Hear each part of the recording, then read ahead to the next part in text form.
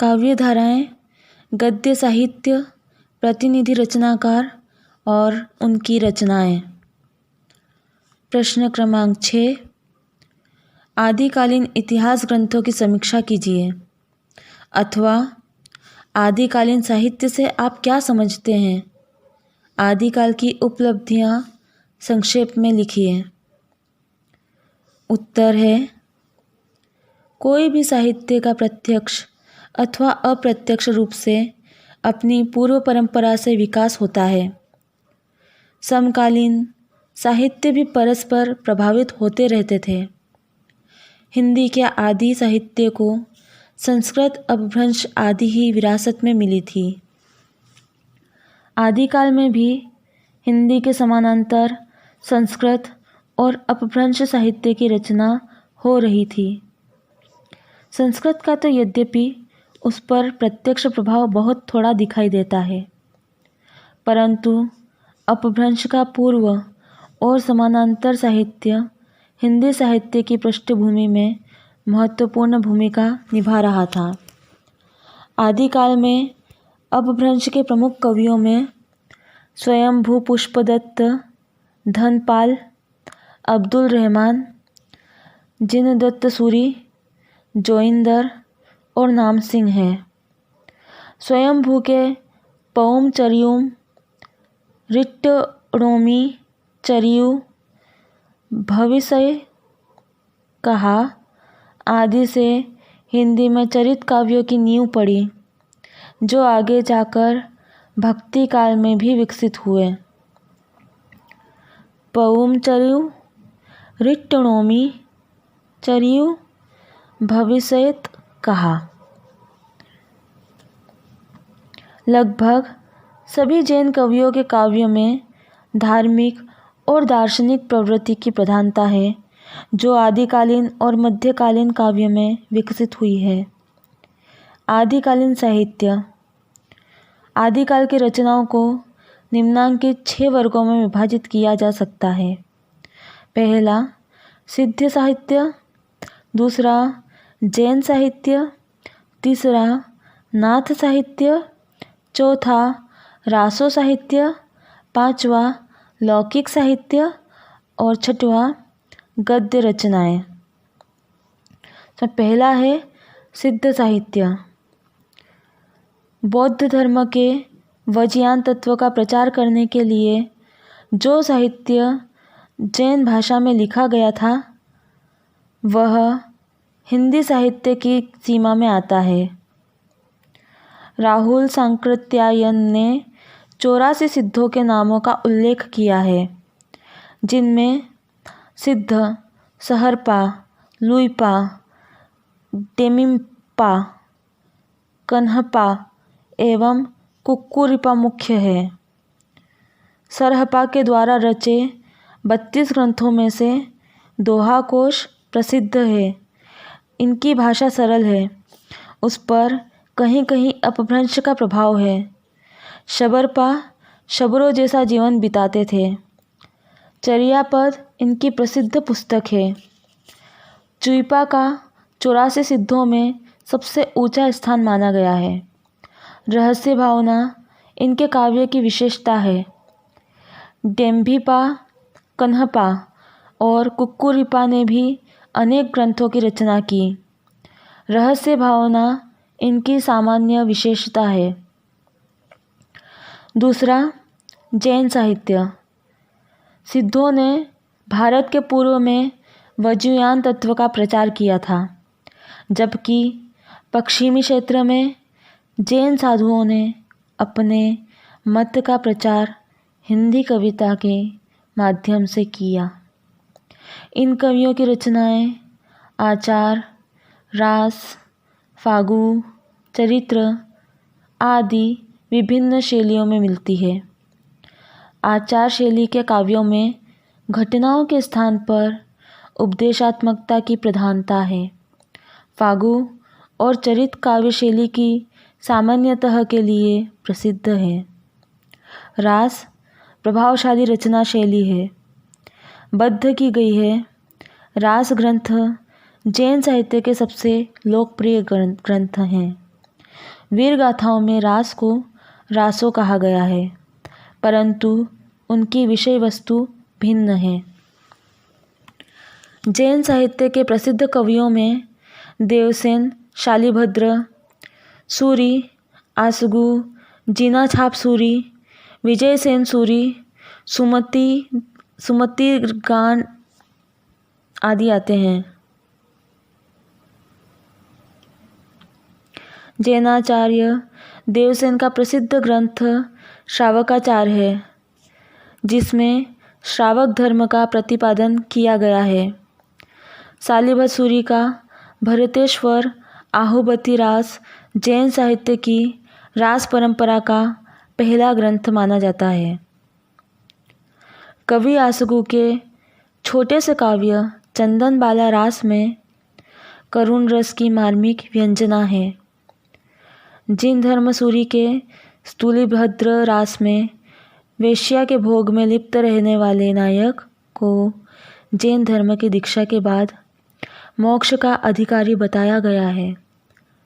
विजयसेन सूरी के रेवंत गिरिरास की विशेषता उसमें व्यक्त वास्तुकलात्मकता सौंदर्य है। सुमति गणी ने मात्र 58 छंदों के काव्य नेप्रीनाथ रास नेमिनाथ का चरित्र सरस शैली में व्यक्त किया है। रचना की भाषा अपभ्रंश प्रभावित राजस्थानी है। तीसरा, नाथ साहित्य। सिद्धों की वाम मार्गी भोगे प्रधान योग साधना की प्रतिक्रिया में नागपंथियों की हठ योग साधना प्रारंभ हुई।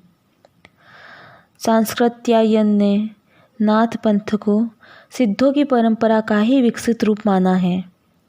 वास्तव में सिद्धों और शैवों के समागम से नाथ पंथ का प्रादुर्भाव हुआ।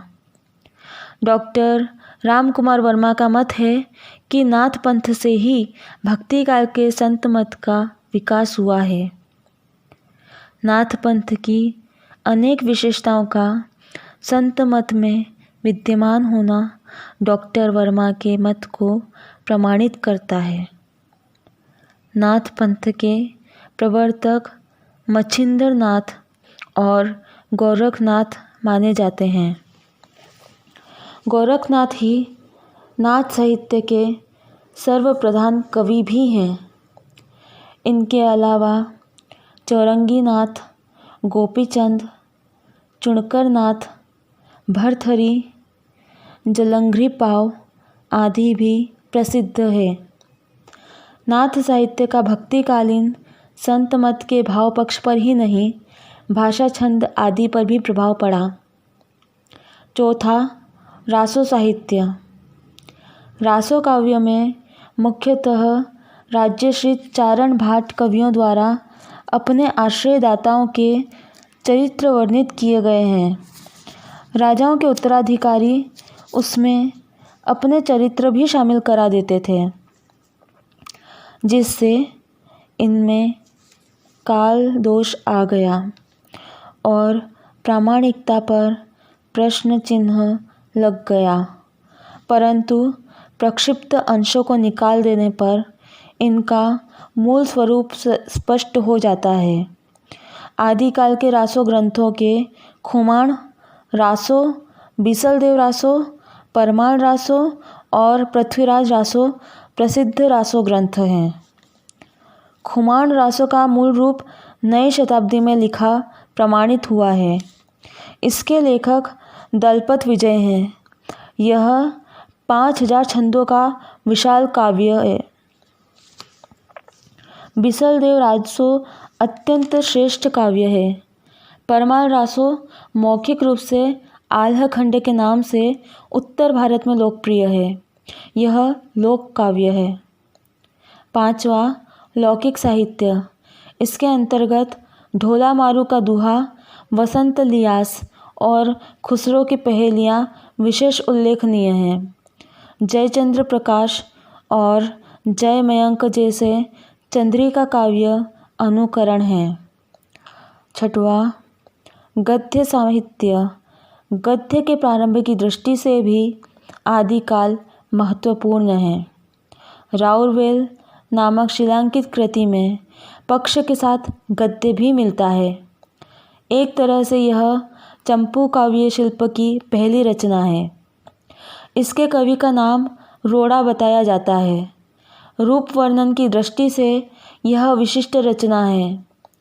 इस युग में गद्य में लिखा उक्ति व्यक्ति प्रकरण नामक महत्वपूर्ण व्याकरण ग्रंथ मिलता है। वर्ण रत्नाकर कुछ लोगों को एक अलग तरह का कोश ग्रंथ प्रतीत होता है, जिसमें सौंदर्य ग्रहिणी प्रतिभा भी है। आदिकाल की उपलब्धियाँ। आदिकाल भाषा और साहित्य की दृष्टि से अत्यंत संपन्न काल है। कवि प्रकृति और रचना की दृष्टि से यह वैविध्य का युग है। भाषिक दृष्टि से संक्रमण काल की भाषा के साथ ही नवीन विकसित देश भाषा भी यहाँ अपनी विशेषताओं सहित प्रतिष्ठित है।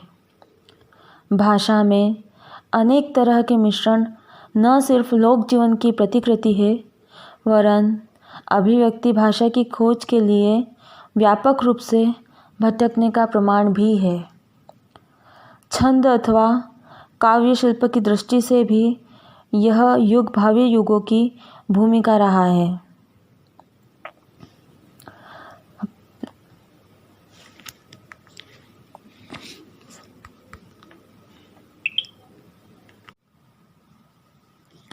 काव्य धाराएं, गद्य साहित्य, प्रतिनिधि रचनाकार और उनकी रचनाएं।